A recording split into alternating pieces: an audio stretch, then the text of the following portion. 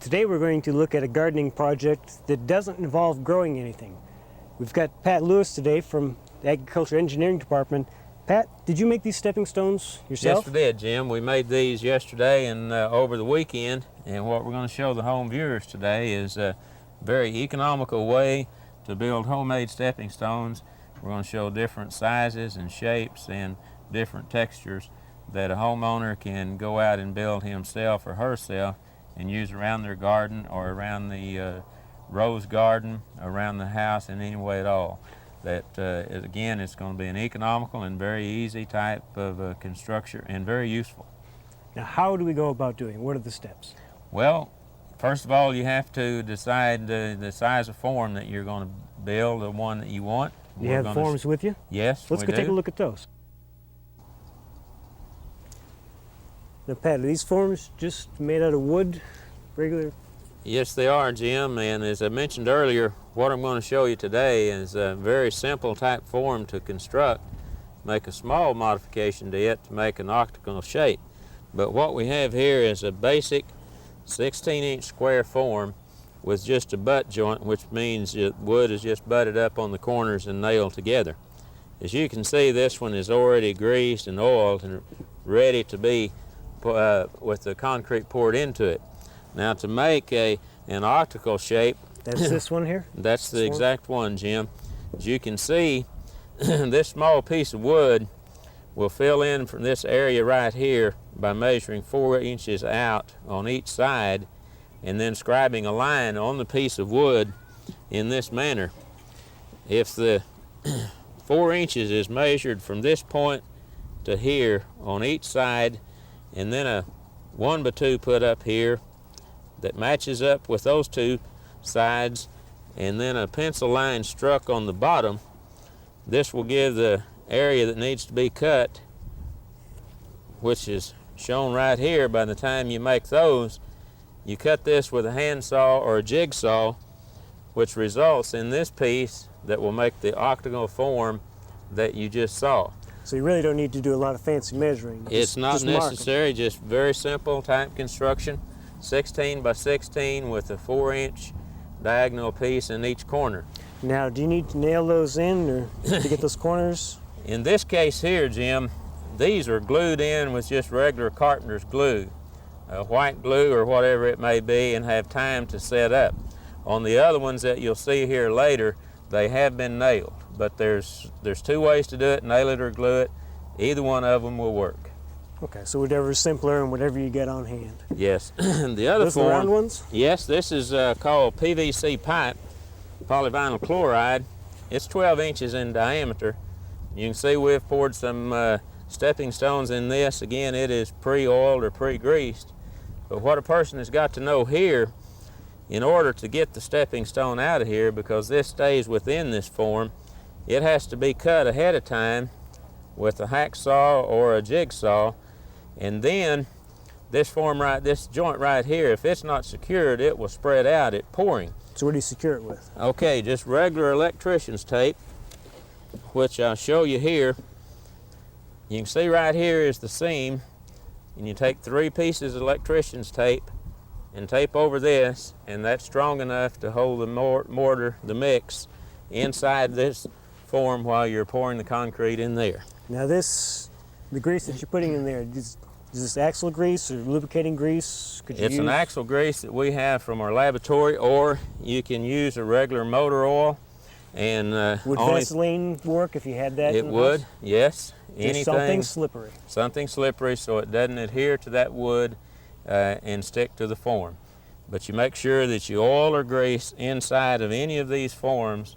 Very good amount because it's just going to save you forms, and you can pour many, many times over this. Anything special you need to put the forms on? They need to be placed on a flat surface such as this piece of plywood, or if you don't have plywood and you've got a good sidewalk or driveway or whatever that's flat, you can take black plastic or just an old trash bag, lay down there, and that way it keeps it from trying to stick to the surface, and likewise it won't make a mess. Definitely, if you're doing it on the lawn, you don't want the concrete getting in the grass. No, sir, because then you're going to tear that that grass right up when you pull the concrete up. Are there any particular tips on mixing the concrete? Yes, there is. A pre-mixed sack of concrete weighs 80 pounds, and with that 80-pound bag, you'll make 4 of the 12-inch diameter stepping stones compared to 3 of the 16-inch stepping stones. And in this mixing, there are instructions on the bag that it needs about 7/8 of a gallon of water to mix it to the consistency that you need. The thing that we always suggest to people is not to put too much water, because then you cannot work the mud, and that's the term that we use for the concrete with the water mixed in. You cannot get it to the consistency that is desired. Pat, about how much does it cost to make one of these stones? About 55 cents a piece, Jim. And this is getting 3 of the 16 by 16 squares out of an 80-pound sack of premix, and about 4 of the 12-inch diameter ones. And I'd also like to mention today I have Robert Harrington, the research technician for our Ag Engineering Lab, with me. And what we're going to do now is show you the process that we go through to make one of these stepping stones from pouring the mud, placing it in the form and what you have to do, screeding it, and etc. On the first one we're going to build today is an exposed aggregate form, and we'll go through these sequential steps as we do this. A square point shovel is needed to place the mud from the wheelbarrow inside the form, and as you can see, Robert has just a small piece of 1x2 that he's going to use to level this mud out and get it into the sides of the form all the way around. And then when we get it approximately 3/4 full, Robert will start adding the river rock to make the exposed aggregate. So he's just, where he's tamping down now is just to get it firm with the bottom and make sure it gets all the way to all the sides. Yes, get it evened out throughout the form, and you can see again, there's nothing very difficult about that. It's just the process of learning how to do it. Screed across there without even going all the way to the form, just to get what you might say an even coat of mud across the entire form. When you talk about screed, that's just taking a piece of wood and then floating or bracing across the top to smooth it out? Yes. Now then, Robert will be placing the river rock in. As you can see, as I said at the beginning, this form is approximately 3/4 full with mud. The remainder of this will be filled up with the river rock, as you see here, and another light coat of mud will be on there later. And you can see he's screeding this into the mix itself. That's to make sure that it's held in there firmly? Yes, and the end result of this, when we're completely through with this, you'll see a very nice looking exposed aggregate stepping stone. So you could probably use other things besides the river rock to give it whatever texture you want. Sure, you can use pea gravel or any kind of texture that you want in there. The river rock just has different color to it, different shapes and sizes, and it makes a very nice looking stepping stone. This will be just one of the finishes that we'll show you. The other ones coming up is not as difficult to this, but this is the prettiest one of all.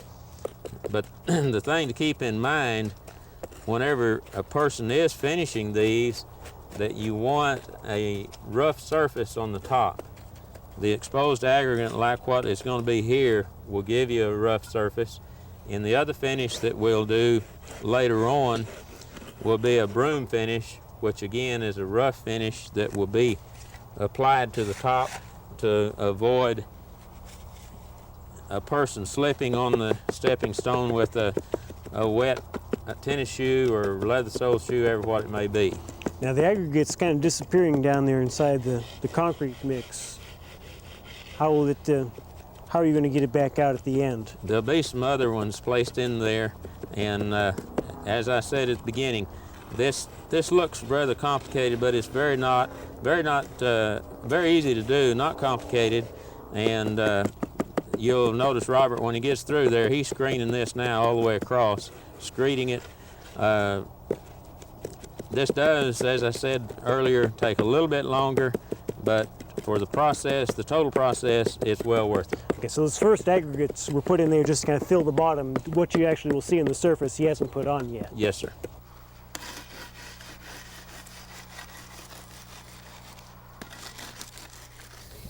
After the concrete has had a moment to set up and harden a while, you come back in with the last step of washing this off with low pressure water hose and water, and slightly brushing this off with a paintbrush, which there will bring this exposed aggregate right to the top from washing this extra cement off.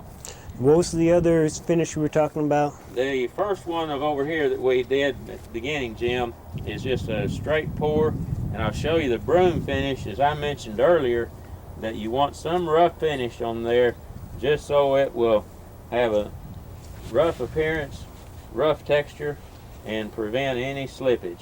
All that requires is just a broom that's raked across there lightly to take off the excess moisture.